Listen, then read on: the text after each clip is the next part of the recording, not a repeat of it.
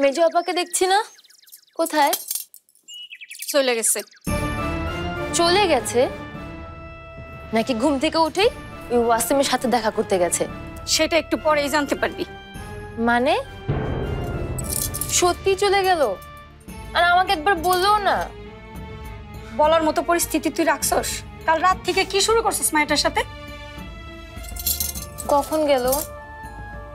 ওই পাকা রাস্তা পর্যন্ত মনে গেছে। আই তুই আবার কই যাস? তোর না শুটিং আছে? পাগল বানায় ছাড়লো আমায়।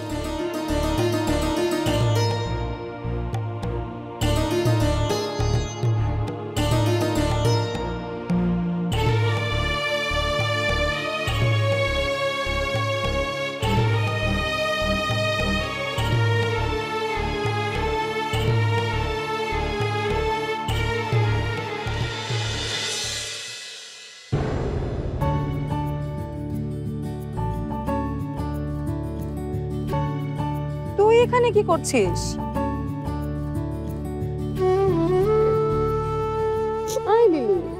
কি হলো তোর? আমি তোকে কিছু বলবো না আপা, তুই শুধু আমার পাশে থাক। তুই না থাকলে আমাকে কে সাহস দেবে বল? নাহলে আমি ঠিক মতো অভিনয়টাও করতে পারবো না। আরে কি পাগলামি করছিস? আমি তো আছি। আমি তোকে ভুল করে অনেক বাজে কথা শুনে ফেলেছি আপা, আমাকে ক্ষমা করে দে। আমি আর কখনো এমন বলবো না। আরে কাঁদছিস কেন বোকা মেয়ে? শুটিং এর আগে চেহারাটা খারাপ করবি নাকি? তুই আমাকে মাফ করেছিস কিনা সেটা আগে বল। তুই যে নিজের ভুলটা বুঝতে পেরেছিস, এটাতেই তোর মাফ হয়ে গেছে। আচ্ছা, তোর মনে আছে ছোটবেলা তুই কাঁদতে থাকলে তোকে আমরা কি বলে খেপাতাম? কি? লিলিপুটের ছানা, হাসতে তার মানা, মোমেন শাহী বাড়ি, মুখ ভর্তি দাড়ি। একদম ভালো হচ্ছে না কিন্তু মেজো আপা, আমার মুখ ভর্তি একদম দাড়ি নেই।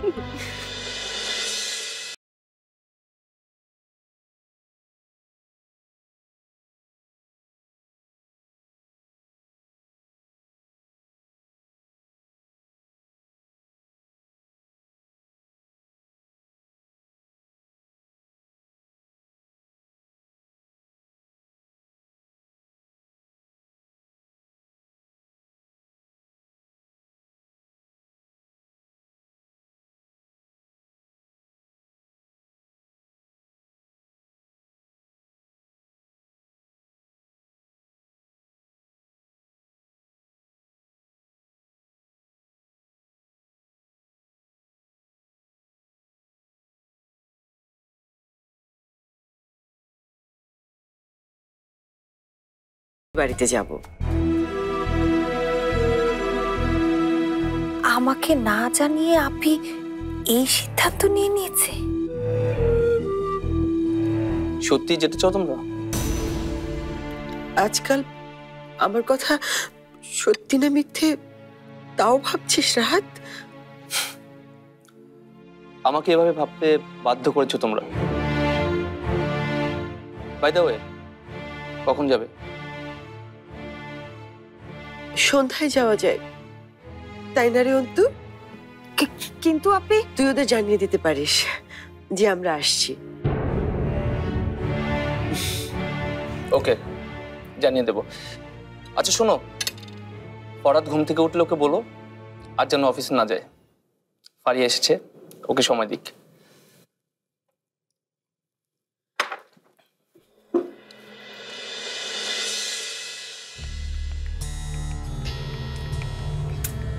কি করছিস আপনি?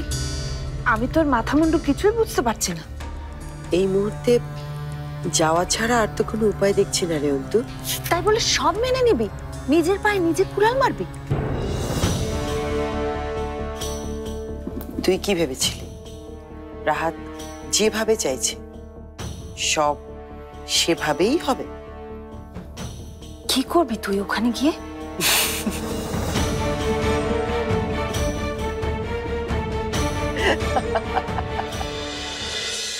ওকে, আমরা যাই। Light camera ready?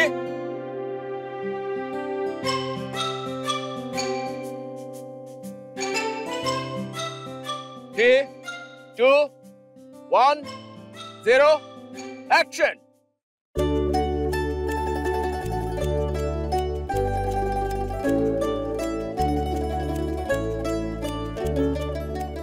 ভালোবাসা কি অদ্ভুত, তাই না? শুধু কষ্ট বাড়ায়, কিন্তু সুখটাকে তো খুঁজে নিতে হবে, তাই না? এতদিন যে ভালোবাসা তাজমহল সাজিয়েছিলেন তা কি মিথ্যে হয়ে যাবে? কখনো না। আপনি যান আকাশ ভাই, নিজের জন্য না হলেও লিমার জন্য যান। না হলে পার্বতীকে হারিয়ে দেবদাসের মতো সারা জীবন আফসোস করতে করতে শেষে জীবনটাই দিয়ে দিতে হবে। আর আমি কথা দিচ্ছি, আমি থাকবো আপনাদের পাশে সব সময়। Good shot.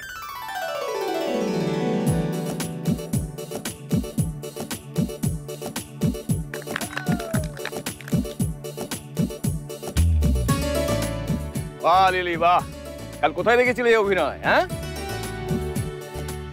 আজ তো সবকটা সিনই তাক লাগিয়ে দিলে অভিনয় করে, যাকে বলে ফাটাফাটি। ধন্যবাদ। লিলির অভিনয়ে আমি সত্যি মুগ্ধ। মনে হয়নি প্রথম অভিনয়। কি সংলাপ বলা, কি রিয়াকশন, যাকে বলে প্রাণবন্ত সাবলীল। হ্যাঁ ঠিক বলেছো, চরিত্রটা আরো বাড়াবো ভাবছি, শহরের অংশে ওকে রাখা হবে।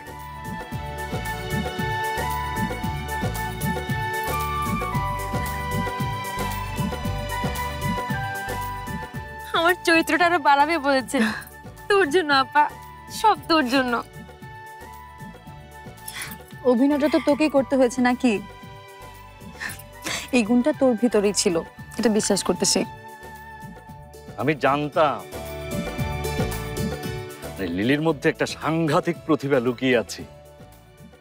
জি, আমি কালকে তাকে অভিনয়টা কিভাবে ধরিয়ে দিলাম, আর আজকে সেটার ফল পেয়ে গেল, তাই না ঝর্ণা? প্রতিভা চিনতে পারাটাও কিন্তু একটা প্রতিভা। তা অবশ্যই তুমি খারাপ বলনি। জানো ঝর্ণা, মানে ক্লাস 3 বার্ষিক পরীক্ষায় আমি একবার 3য় স্থান অধিকার করেছিলাম।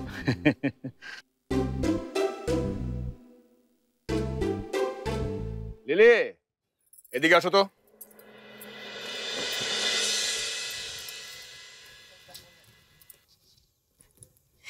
তো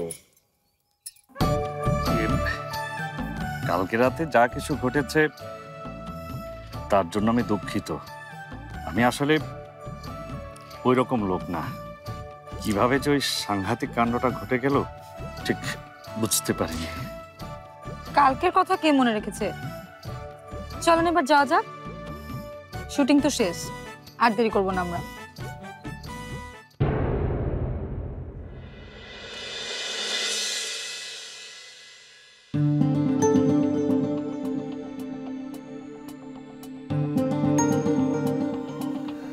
বলেছিলাম না সবকিছু ঠিকঠাক হয়ে আছে, খামাকা পেছনে ঘোরাঘুরি করে কোনো লাভ নেই। তার চেয়ে বরং ওই অভিনয় মনোযোগ দেন, তাতে সাংঘাতিক লাভ হবে। চলো ঝর্ণা।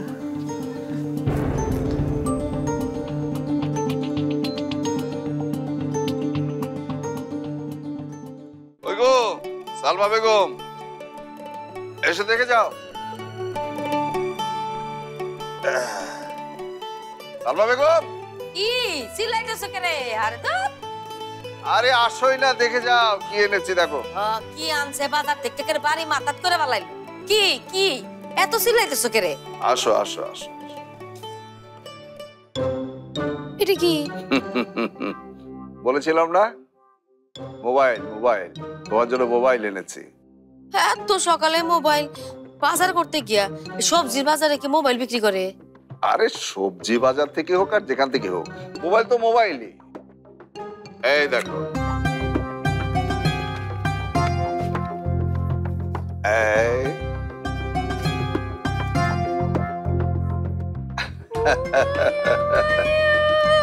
কি সুন্দর হয়েছে গো বাবা, রংটা আমার অনেক প্রিয়। আই আই নীল রং পছন্দ হয়েছে তোমার? ওইছে না, মানে আগারটাতে কত সুন্দর। এই যে শান্তিতে কথা। আরো একটা নতুন মোবাইল? কেন, তোর কোনো সমস্যা? প্রতিদিন 2 মিনিট করে মোবাইলে কথা বললে বছরে 50 কেজি কার্বন ডাই অক্সাইড বাতাসে ছড়ায়।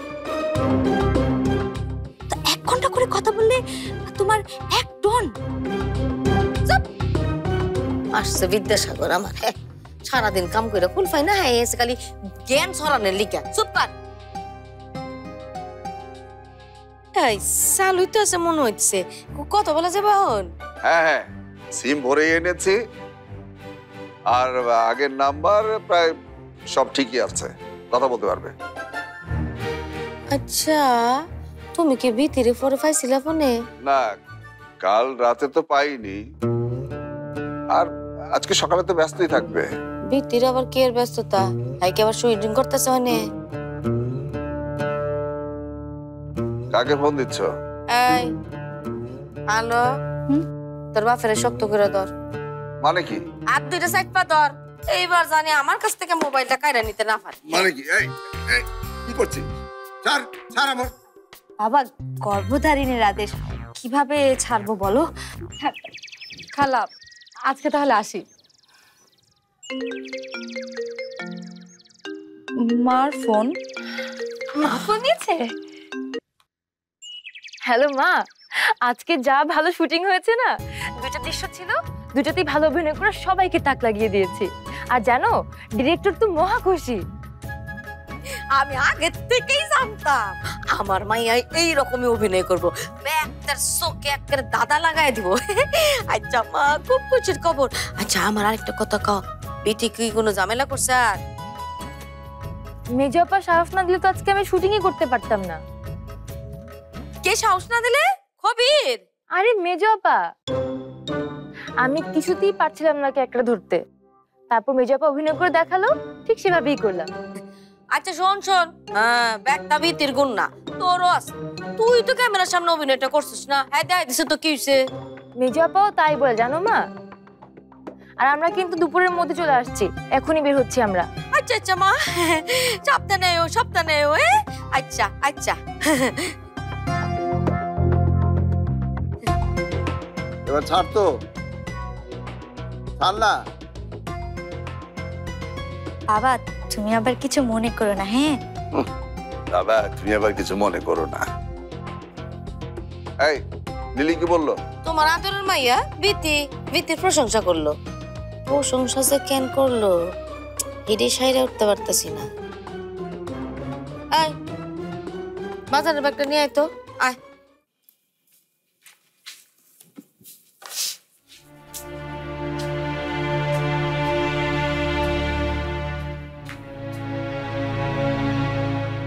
আমার মেয়ে বিথির কদর তুমি এতদিনেও বুঝতে পারলে না সালমা বেগম।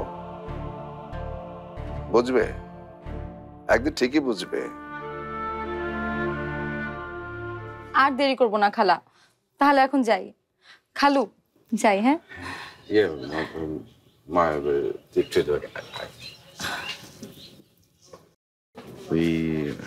ওই আমাদের হিরো মানে ওয়াসিম তোর সঙ্গে একটু দেখা করতে চাই, ও এদিকেই আসতেছে। কিন্তু আমি তো এখন পারবো না খালু, আমাদের তো এখনই যেতে হবে। তুমি বলে দিও কেমন? ভালো, খুব ভালো। আসলে ওয়াসিম আমার কাছের লোক হলেও নাটক সিনেমা করে, চরিত্র কেমন হয়। নাটক সিনেমা তো তুমিও করো খালু। লিলি চল খালা যাই।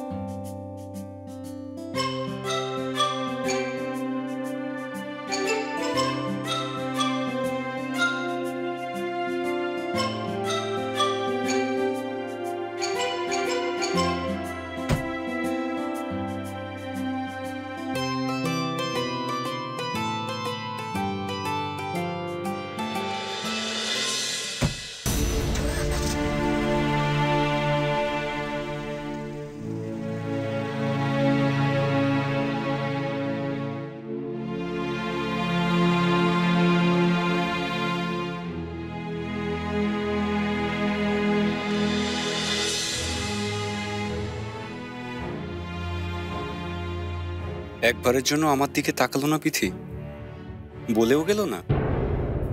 হ্যাঁ আচ্ছা ঠিক আছে। আর শুনুন, আমি পরের সপ্তাহে ঢাকা চলে আসছি। ম্যানেজার সাহেব এর মধ্যেই সবকিছু গুছিয়ে নিন, ওকে? হ্যাঁ হ্যাঁ, একেবারে চলে আসছি ঢাকা। রাখছি। সে কি ভাইয়া, আমি আসলাম আর তুমি চলে যাবে মানে? আচ্ছা, আমার নিজের ব্যবসা যে লাটে উঠার জোগাড় হয়েছে সে খবর আছে? সারা বছর এখানে পড়ে থাকলে চলবে বল? আচ্ছা শোন, আমার ভাড়াটিয়াকে বলে দিয়েছি সামনের মাসে ফ্ল্যাটটা খালি করে দিবে। আমি কিন্তু রাহাত ভাইয়ের এঙ্গেজমেন্ট পর্যন্ত থেকে যেতে চাই। ওকে ফাইন, তোর ইচ্ছে হলে থাক, বাট আমি থাকতে পারছি না। না না ভাইয়া, তোমাকেও থাকতে হবে প্লিজ ভাইয়া। আচ্ছা তুই এত করে বোনটা যখন বলছে তখন থেকে যাও না ফরহাদ।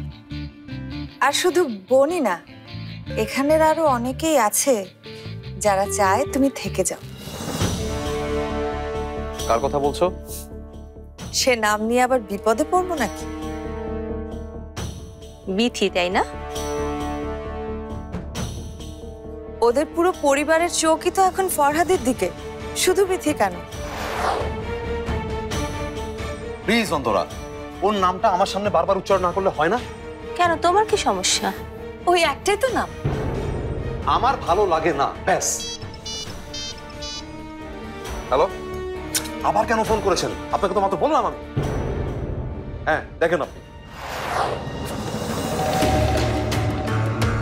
বাহ, তোর ভাইয়ের তো অনেক উন্নতি হয়েছে।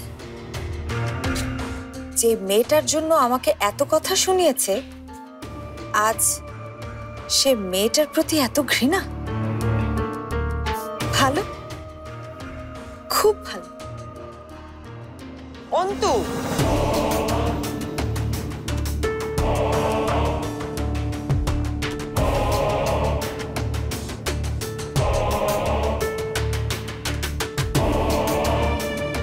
ঘৃণার উল্টো পিঠে তো ভালোবাসা অন্তরা। এটাই আমি ভেবে পাচ্ছি না যে ওই ফকিরগুলোকে কেন কিছু দিতে হবে। এটাই তো পৃথিবীর আসল রহস্য শালিকা।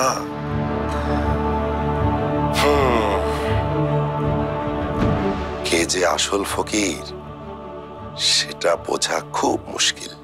মেয়ের বিয়ে হইতেছে না? হ্যাঁ, অনেকটা ওইদিকে এগুচ্ছে। আর খবিরেরটা পেছাচ্ছে। কবির বুঝতে পারতাছি, আমার পোলাটারে বিয়ের কথা বইলা মুলা মুখের সামনে ঝুলায় ঘুরাইতেছো। আপনি বাড়ি পর্যন্ত চলে এসেছেন? বাড়ির ঠিকানা কে দিল আপনাকে? আপনার বাড়ির ঠিকানা বের করা নায়ক অসীমের জন্য অনেক কঠিন ব্যাপার নাকি?